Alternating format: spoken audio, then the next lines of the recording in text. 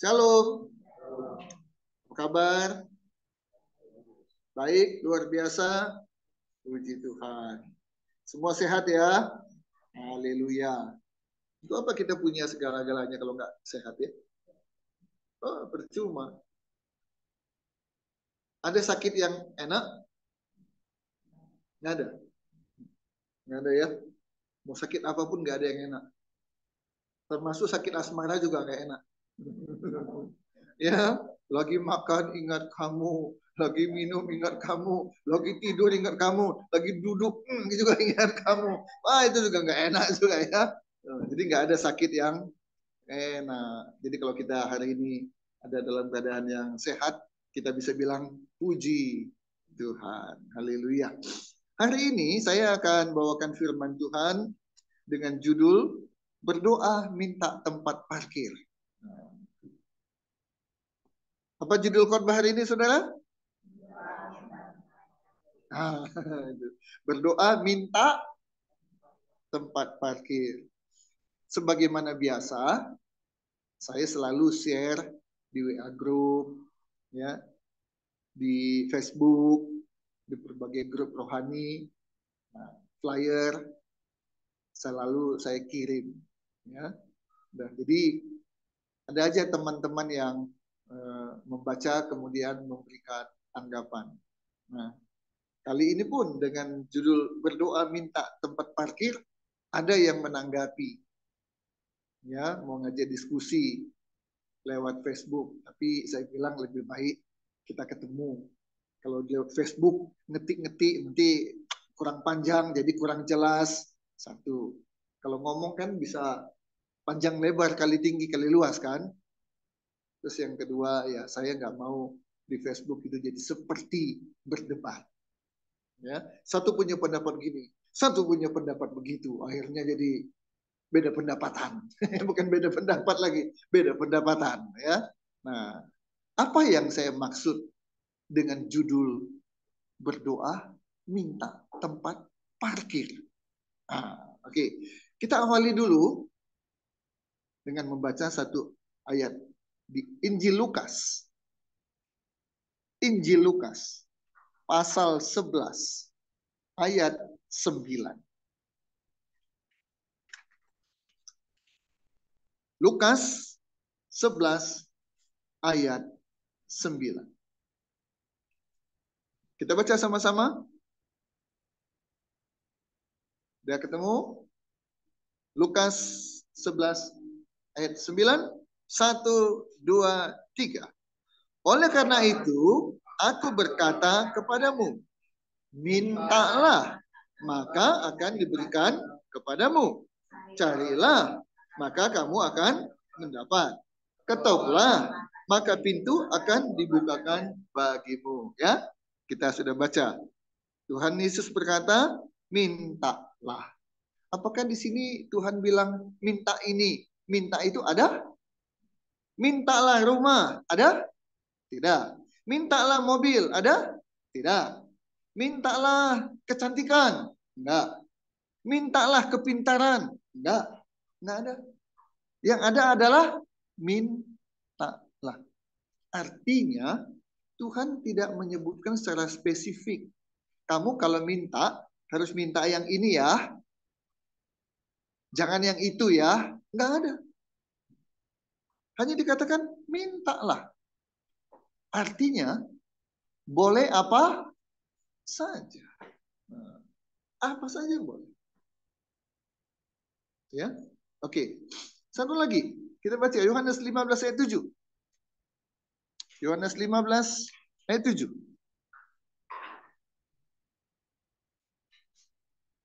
Yohanes 15 ayat 7. Sudah ketemu? Kita baca sama-sama. 1, 2, 3. Jikalau kamu tinggal di dalam aku dan firmanku tinggal di dalam kamu. Apa? Mintalah apa saja yang kamu kehendaki. Dan kamu akan, nah sekali lagi, mintalah apa saja. Apa saja boleh diminta.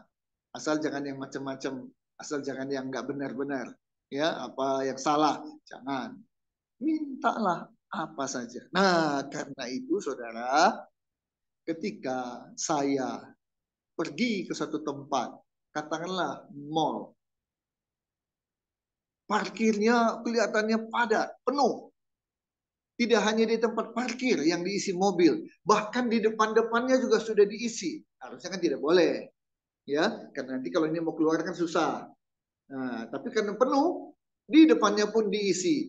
Nanti dinetralkan, sehingga kalau ada yang mau keluar, tinggal didorong. Nah, dalam kondisi sudah menyadari, waduh, ini tempat parkir penuh, Nah, cari-cari tempat parkir, susah.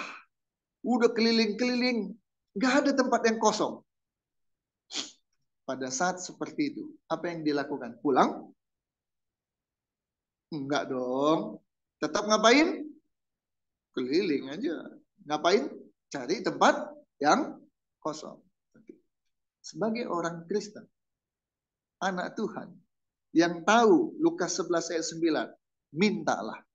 Yang tahu Yohanes 15 ayat 7, mintalah apa saja. Nah, ketika saat mencari tempat parkir yang kosong,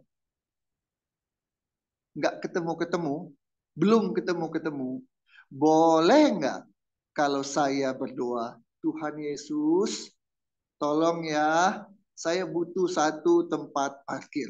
Boleh tidak? Kenapa boleh? Kenapa boleh? Satu, sesuai firman Tuhan, mintalah apa saja. Kenapa boleh? Saya saat itu butuh tempat parkir nggak? Jadi itu kebutuhan saya dan saya doakan untuk minta, boleh nggak? Apakah sepele di mata Tuhan? Yunus, Yunus, minta kok tempat parkir sih? Kira-kira Tuhan bilang gitu nggak? Satu lagi, saudara. Saudara udah makan, enak, banyak, kenyang. Kemudian setelah itu pengen apa? Udah makan nih, enak, banyak, kenyang. Sesudah itu mau apa? Masa makan terus? Minum. Oke? Perhatikan. Ketika kita udah makan banyak, enak, kenyang, kemudian dikasih lagi makanan, terima nggak? Ini makanan lebih enak, lebih mahal. Ayo makan. Makan nggak? Makan nggak? Kita bilang apa? Aduh, ampun, ampun. Sudah kenyang. Yang dibutuhkan apa? Nah, kalau orang sudah sangat haus, dikasih makan, butuh nggak dia? Dikasih uang, butuh nggak dia? Dikasih mobil, butuh nggak dia? Yang dia butuhkan apa? Sama. Ketika saya pergi ke suatu tempat mall, tempatnya penuh.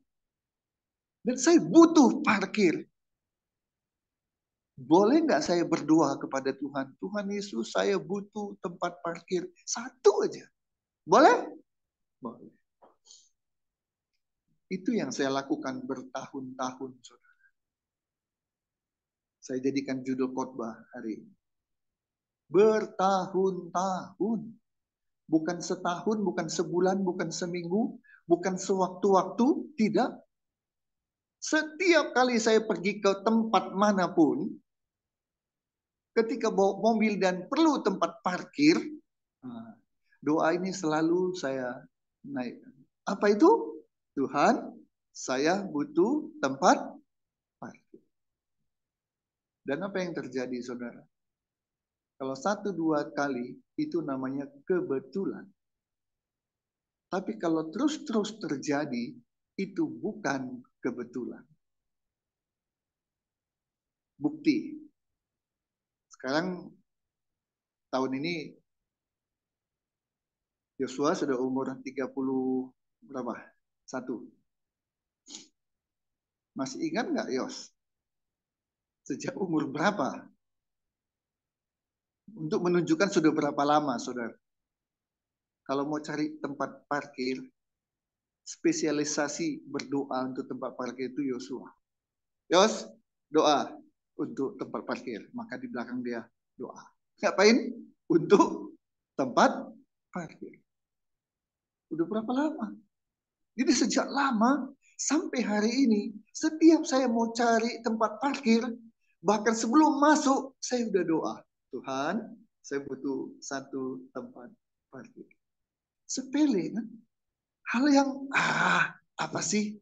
Tapi saya mau kasih tahu saudara, Tuhan tidak pernah menganggap sepele. Tuhan tidak pernah menganggap remeh setiap permintaan kita. Buktinya,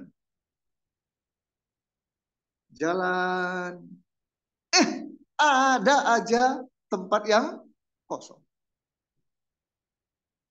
Kadang kita mau masuk, udah masuk orang lain. Tapi karena percaya, Tuhan pasti sediakan. Nggak ada ngomel, nggak ada, ini orangnya, nggak ada. Ambil. Jalan lagi dan dapat. Hanya nunggu sebentar, dapat. Nah, karena itu saudara, saya mau ajak kita semua. Apapun kebutuhanmu, mulai dari yang remeh-temeh, sampai kepada hal yang besar, yang tidak mungkin kita lakukan kecuali pertolongan Tuhan, doakan. Jangan bilang, masa begini aja didoain sih. Jangan. Tuhan bilang, mintalah apa saja. Beberapa hari lalu kami ke Kerawang. Sebagaimana biasa, sebelum bepergian, ngapain dulu? Sebelum berangkat, ngapain dulu? Berdoa. Tuhan lindungi kami dalam perjalanan. Pergi dengan selamat dan pulang pun dengan selamat.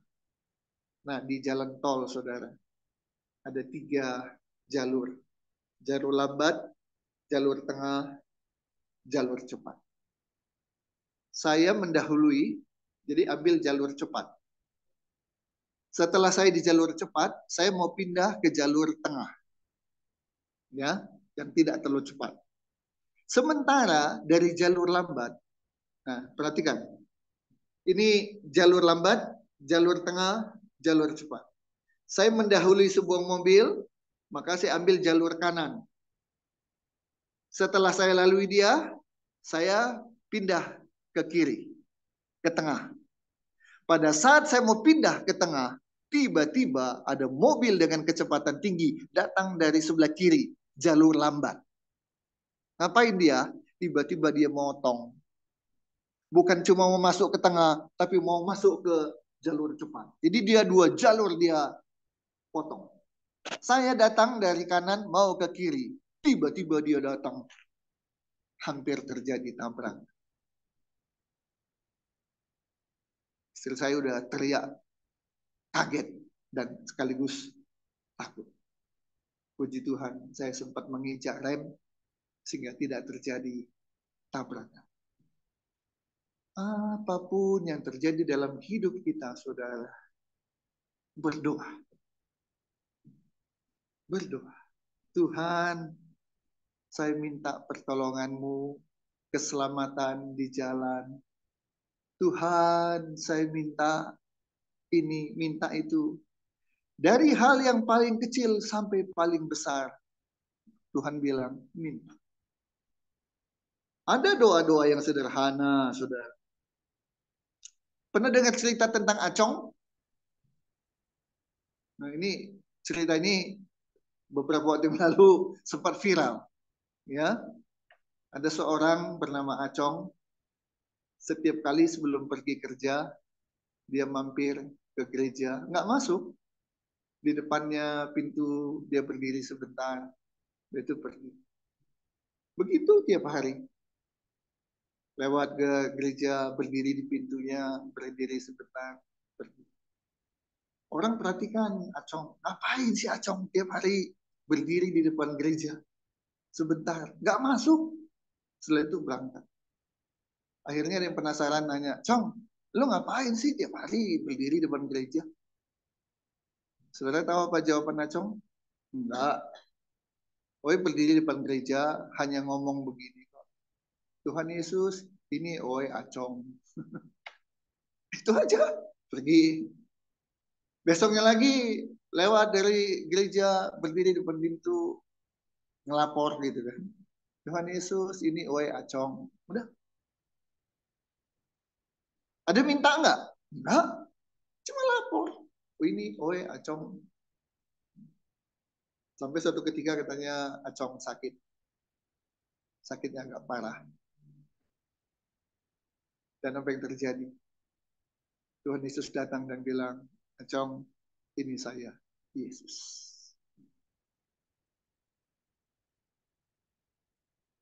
Tuhan tahu nggak apa yang ada dalam hati kita? Tahu. Tuhan tahu nggak apa kebutuhan kita? Tahu.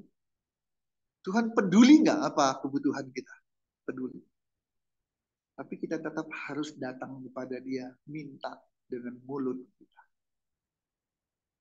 Mau dalam hati pun boleh, tapi kalau punya mulut, punya suara, minta.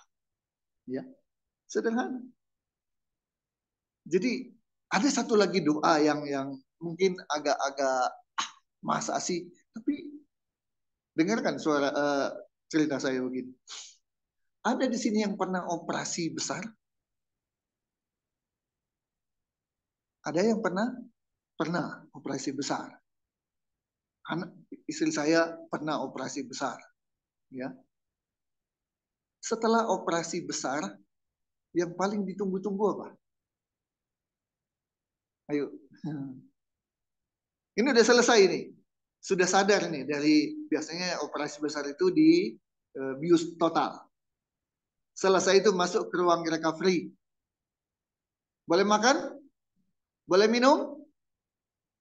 Nunggu apa? Kentut. 1 menit, 5 menit, 1 jam. Maaf, kalau belum buang angin atau kentut, nggak bisa ngapa-ngapain. Maka saat itu yang paling ditunggu-tunggu apa? Apa? Ya itu. Nunggu, udah haus, udah lapar. Nggak bisa. Nunggu apa dulu? Saat-saat seperti itu. Masih gengsi. Ah, nggak perlu doa lah. Nggak perlu doa lah. Begitu? Atau kita bilang, Tuhan, tolong supaya saya bisa. Apapun kebutuhan kita, saudara. Bicara sama Tuhan. Minta. Minta pada Tuhan. Nah, ini bicara doa. Bicara doa. Bicara minta. Ini ada pelajaran yang saya senang dan saya mau berharap, saya beriman ini terjadi dalam hidup saya, terjadi juga dalam hidup saudara. Apa itu? Kita baca satu raja-raja. Ini cerita tentang Salomo. Satu raja-raja.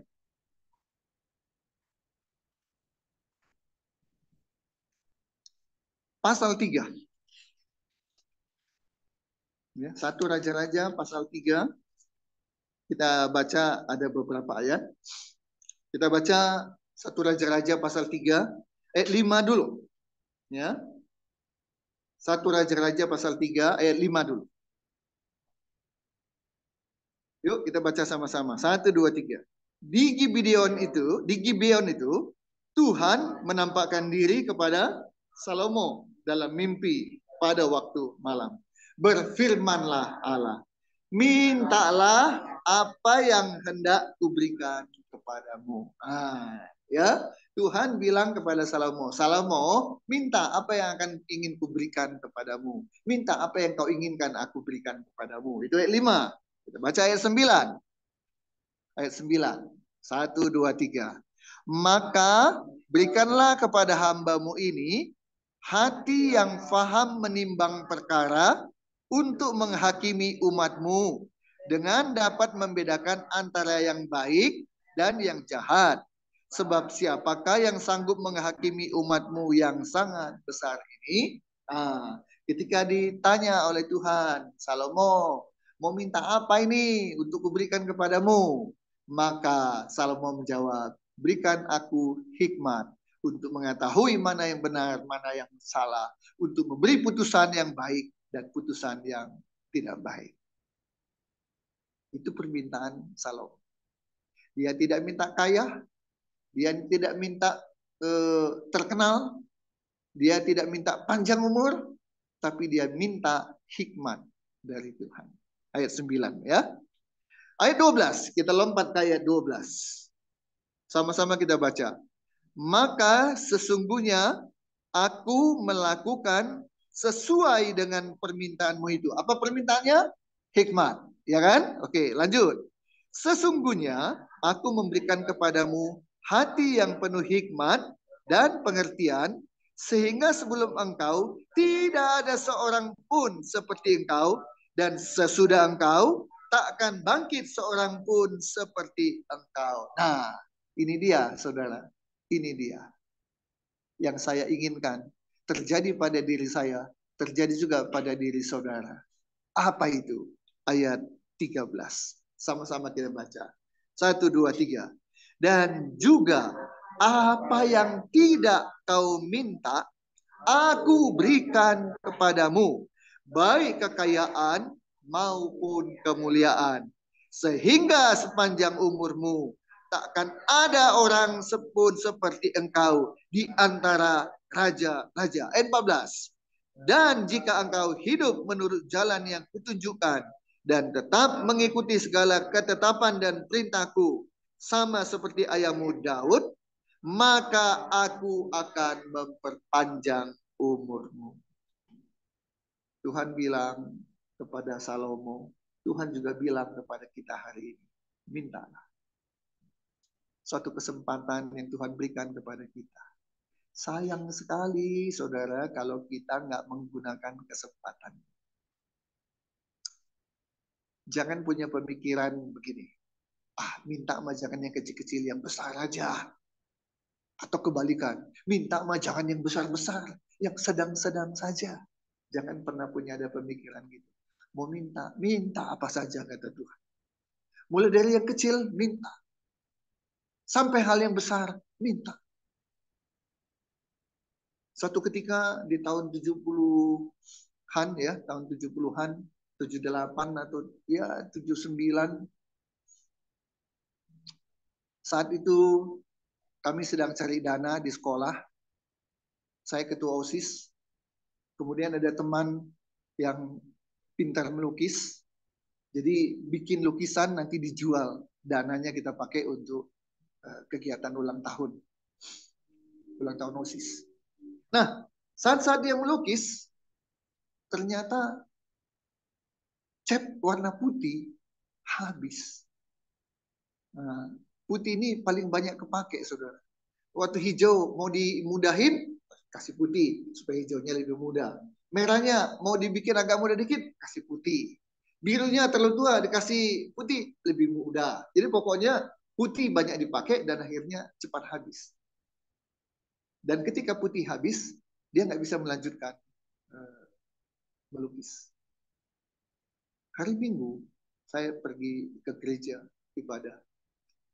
Dan di ibadah itu saya teringat, Tuhan, kami butuh cat minyak warna putih. Tanpa itu teman saya tidak bisa melanjutkan melukis.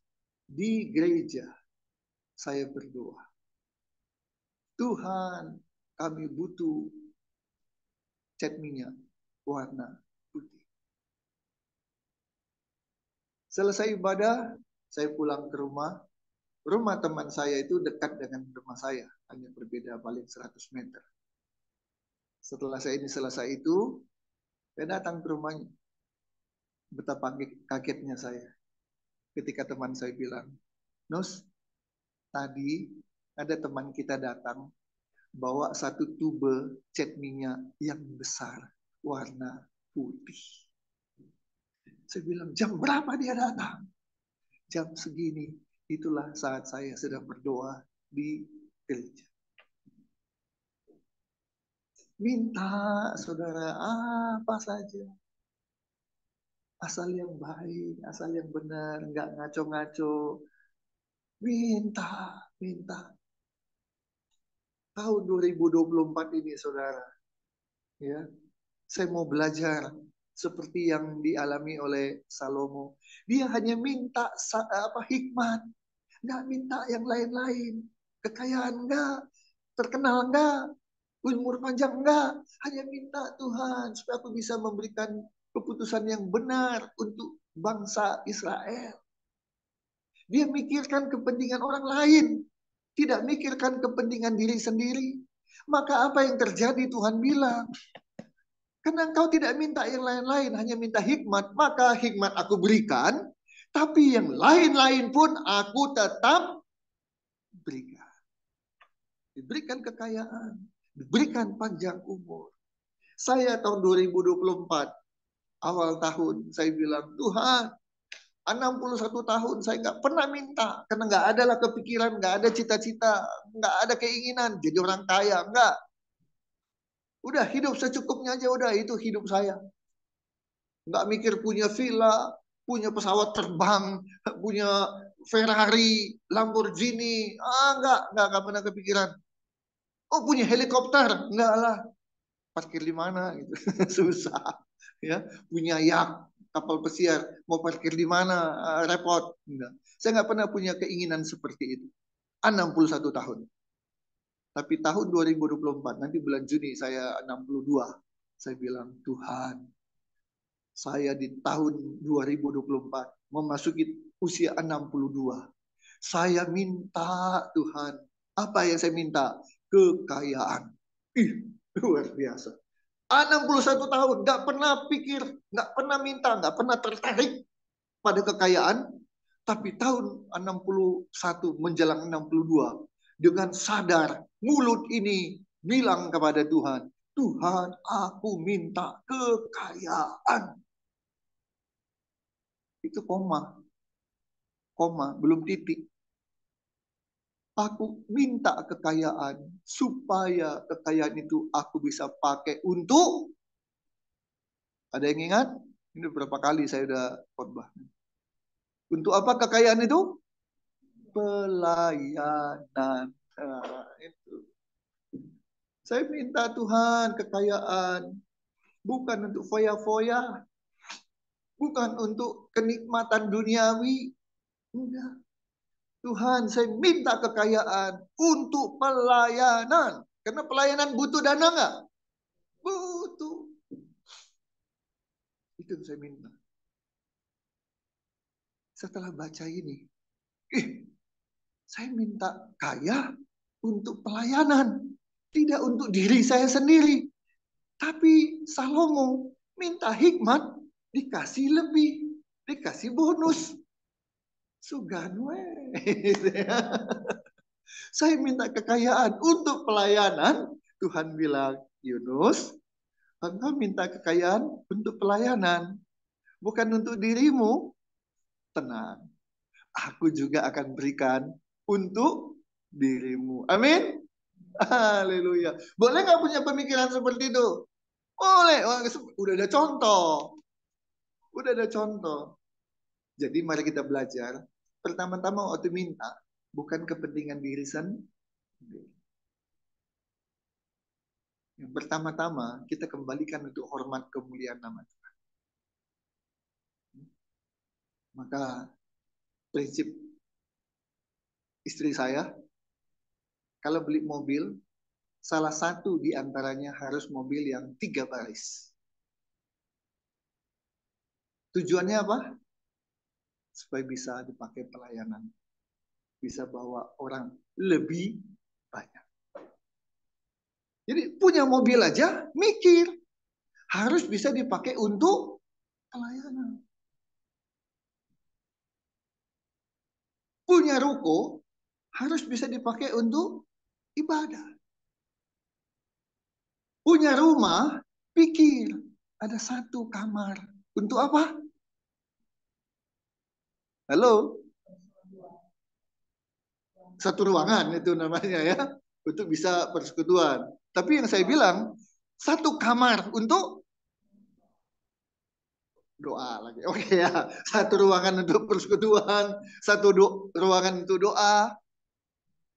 Kalau punya rumah, persiapkan Satu kamar. Untuk apa? Siapa tamunya? Hamba Tuhan. Ya. Jangan, oh saya punya kamar yang terlebar, yang terluas. Boleh saja. Tapi jangan lupa kerinduan hati. Tuhan, kalau aku punya rumah, aku siapkan satu kamar untuk hamba-hamba Tuhan yang mau nginap. Itu untuk hamba-hamba Tuhan. Siapa aja bisa nginap. Tidak perlu di hotel, bisa nginap di sana. Itu namanya pelayanan. Haleluya. Minta hikmat, diberikan kekayaan, diberikan panjang umur. Saya minta uang, minta kekayaan untuk pelayanan. Saya percaya Tuhan yang tahu kebutuhan saya, Dia juga akan mencukupkan apa yang tidak saya minta. Itu Dia akan berikan sebagai bonus untuk saya. Haleluya. Nah sekarang bagaimana kita meminta? Bagaimana kita berdoa? Kita tiap hari berdoa. Makan berdoa nggak? Doa. Doanya doa soto kudus ya. Terima kasih. Amin. Ya, soto kudus itu kan panas, nggak boleh cepat dingin. Jadi kalau doanya Tuhan Yesus, kami bersyukur. Panjang, tiba-tiba sotonya sudah dingin. Kalau sudah dingin, sudah menggumpal, nggak enak. Jadi kalau katanya soto kudus itu ya gitu harus cepat. Ya, Tuhan Yesus, amin, langsung makan, enak. Kita memang tiap hari doa, betul doa. Tapi doa seperti apa yang akan menyentuh hati Tuhan sehingga Tuhan bilang nggak akan lama aku jawab, aku kabulkan doa. Jadi doa nggak hanya sekedar doa. Tuhan Yesus terima kasih, amin. Tuhan Yesus tolong, amin. Ya, itu doa. Doa juga. Tapi doa seperti apa yang bikin pintu sorga terbuka? Apa yang kita doakan menjadi kenyataan. Ada beberapa hal yang perlu kita perhatikan. Pertama, mari kita buka 2 Tawarikh 33. Ketika kita berdoa, harus seperti ini, saudara. 2 Tawarikh 33 ayat 12. Jadi doa nggak sembarang doa ya, saudara ya. Nggak sembarang doa. Doa seperti ini yang kita mau lakukan. 2 Tawarikh 33 ayat 12. Di halaman 658 di Alkitab saya. Ya, sekitar itulah, saudara. Buka. 658, 2 Tawarikh 33 ayat 12. Baik, kita baca bersama-sama. 2, 3. Dalam keadaan yang terdesak ini, ia berusaha melunakkan hati Tuhan Allahnya. Ia sangat merendahkan diri di hadapan Allah nenek moyang. Berdoa, saudara, yang baik, yang benar, yang berkenan di hadapan Tuhan adalah berdoa dengan rendah hati. Mari katakan apa? Rendah hati. Jangan sombong di hadapan Tuhan. Tuhan mau kasihlah, enggak ya udah wes lah. Kurang ajar. Ya, rendah hati. Tuhan, siapakah aku? Siapakah aku ini, Tuhan? Apa? Jadi biji matamu. Siapa aku ini, Tuhan? Gitu ya. Nah, bukan sebaliknya. Tahu nggak siapa saya? Oh, dirinya sendiri dia nggak tahu. Nanya ke orang lain. Orang sombong. Jangan sombong di hadapan Tuhan, saudara. Rendahkan hati kita, Tuhan. Kalau bukan Tuhan, aku ini nggak ada apa-apa. Tuhan, hanya Engkau kekuatanku. Hanya Tuhan pengharapanku. Aku ini hanya berharap padamu. Rendahkan hati kita. Kalau berdoa bagaimana saudara? Rendah hati. Orang yang merendahkan hatinya akan ditinggikan oleh Tuhan. Tapi siapa meninggikan dirinya akan direndahkan oleh Tuhan. Berdoa harus rendah hati. Yang kedua, Roma 12 ayat 12. Roma 12 ayat 12. Berdoa itu akan seperti apa? Buka Roma 12 ayat 12.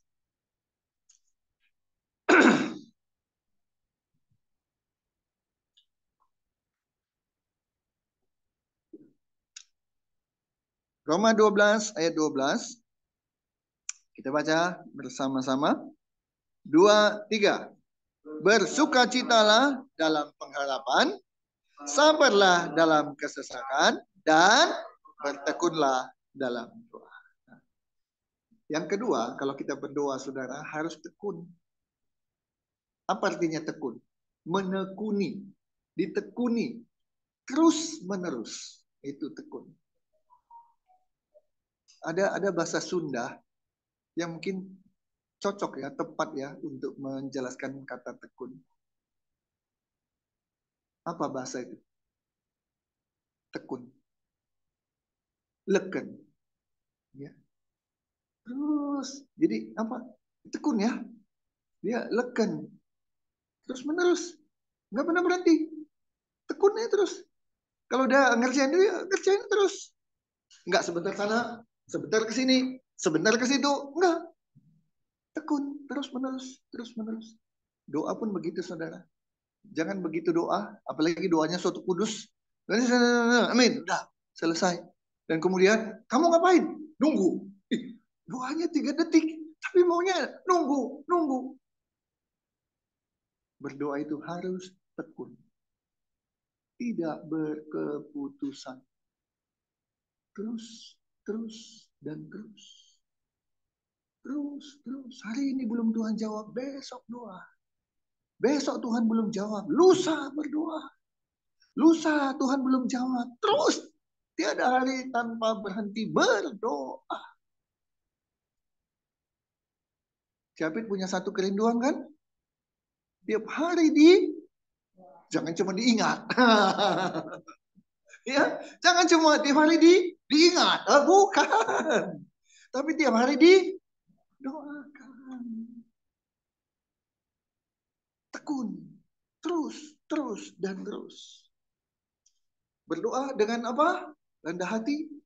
Berdoa dengan tekun. Yang ketiga. 1 Samuel 1 ayat 10. 1 Samuel.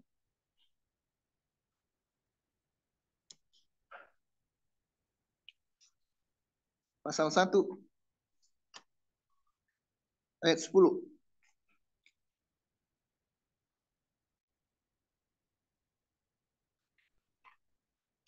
Satu Samuel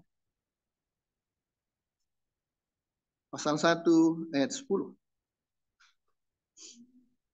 Berdoa dengan cara seperti ini. Rendah hati, tekun, dan yang ketiga. 1 Samuel pasal 1 ayat 10. Kita baca bersama-sama. 1, 2, 3. Dan dengan hati pedih, ia berdoa kepada Tuhan sambil menangis terseduh-seduh. Japit sudah menangis dengan rendah hati? Menangis, berdoa dengan tekun? Sudah. Menangis ketika berdoa? Sudah.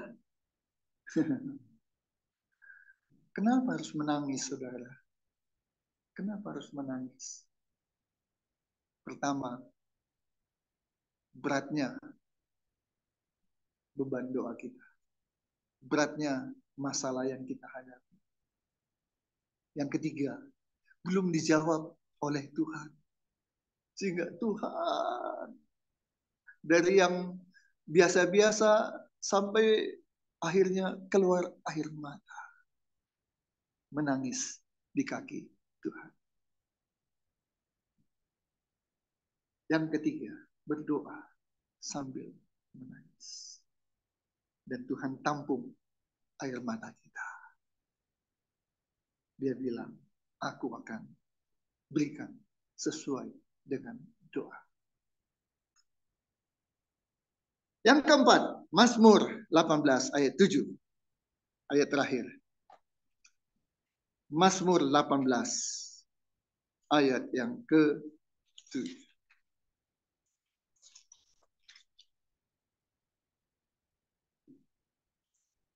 Mazmur 18 ayat yang ke-7.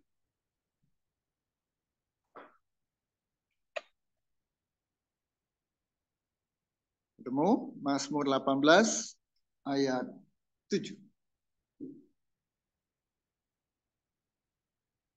Kita baca bersama. 1, 2, 3.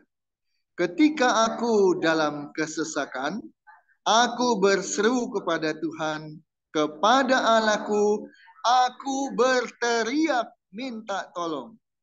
Ia mendengar suaraku dari baitnya. Teriakku minta tolong kepadanya sampai ke telinga. Haleluya. 4 hal yang kita harus lakukan ketika kita berdoa, saudara kekasih dalam Kristus. Apa itu? Rendah hati. Minta kepada Tuhan dengan rendah hati. Jangan sombong. Kita ini gak ada apa-apanya. Siapa kita ini, saudara, mau sombong-sombongan di hadapan Tuhan? Di hadapan manusia aja kita nggak boleh sombong. Walaupun kadang-kadang ini manusiawi ya, masih sombong-sombong ya di depan orang ya. Tapi di depan Tuhan jangan berani-berani kita sombong, rendah hati. Yang kedua, sebelum dijawab terus berdoa. Sebelum dijawab terus berdoa. Bahkan sudah dijawab tetap berdoa. Bukan minta tapi bersyukur. Yang ketiga, menangis. Yang keempat, menjerit. Tuhan, tolong. Maka Tuhan mendengarkan jeritan teriakan kita.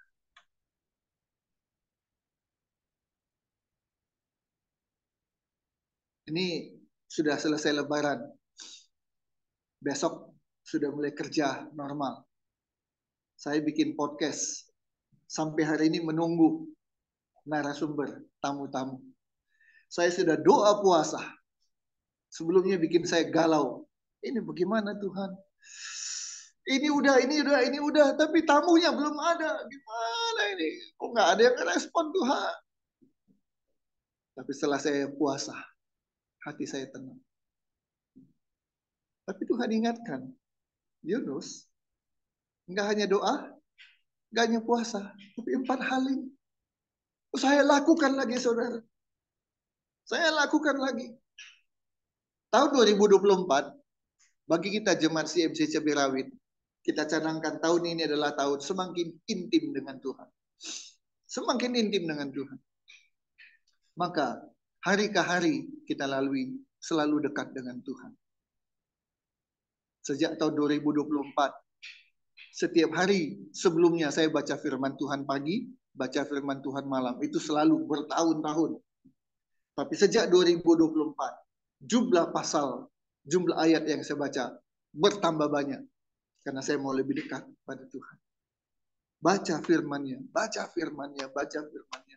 Dan doa, semakin dekat sama Tuhan, doa, doa, doa.